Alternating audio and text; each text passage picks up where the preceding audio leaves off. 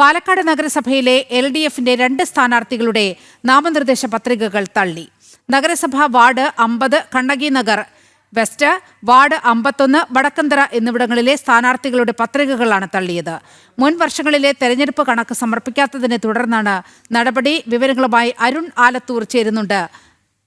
അരുൺ, എന്താണ് ഈ LDFന്റെ 2 സ്ഥാനാർത്ഥികളുടെ പത്രികകൾ തള്ളിയിരിക്കുന്ന സാഹചര്യം?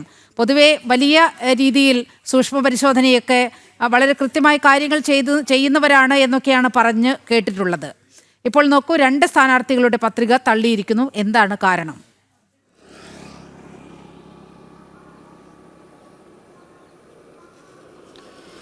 നീലിമ, പാലക്കാട് നഗരസഭയിലെ 2 സ്ഥാനാർത്ഥികളുടെ നാമനിർദ്ദേശ പത്രികയാണ് തള്ളിയിരിക്കുന്നത്. LDFന്റെ 2 സ്ഥാനാർത്ഥികൾ 50, 51 എന്നീ 2 വാർഡുകൾ, അതായത് 50-ാം വാർഡായ കണ്ണകി നഗർ വെസ്റ്റ്, 51-ാമത്തെ വാർഡായ വടക്കന്തറ എന്നിവിടത്തെ സ്ഥാനാർത്ഥികളുടെ ഈ നാമനിർദ്ദേശ പത്രികയാണ് തള്ളിയിരിക്കുന്നത്.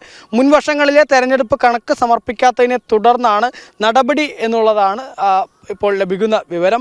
50-ാം വാർഡിൽ M ഗോപി എന്ന വ്യക്തിയാണ് LDFന്റെ സ്ഥാനാർത്ഥിയായിട്ട് മത്സരിക്കുന്നത്. 51-ാം വാർഡിൽ P സുഗതയാണ് വടക്കന്തറയിൽ സ്ഥാനാർത്ഥിയായി മത്സരിക്കുന്നത് എന്നുള്ളതാണ്. ഏതായാലും LDFനെ സംബന്ധിച്ചിടത്തോളം വലിയൊരു തിരിച്ചടിയാണ് ഇത്തരത്തിൽ നേരത്തെ നീലിമ സൂചിപ്പിച്ചതുപോലെ തന്നെ എല്ലാ കാര്യങ്ങളിലും കൃത്യമായി ചിട്ടയോട് തെരഞ്ഞെടുപ്പ് പ്രവർത്തനങ്ങൾ നടത്തുന്നവരാണ് തങ്ങൾ എന്നൊക്കെ പറയുമ്പോൾ ഇത്തരത്തിൽ 2 സ്ഥാനാർത്ഥികളുടെ നാമനിർദ്ദേശ പത്രിക തള്ളിയിരിക്കുന്നു എന്നുള്ളത് LDFനെ സംബന്ധിച്ചിടത്തോളം വലിയ കനത്ത തിരിച്ചടിയാണ് എന്നുള്ളത് തന്നെയാണ്.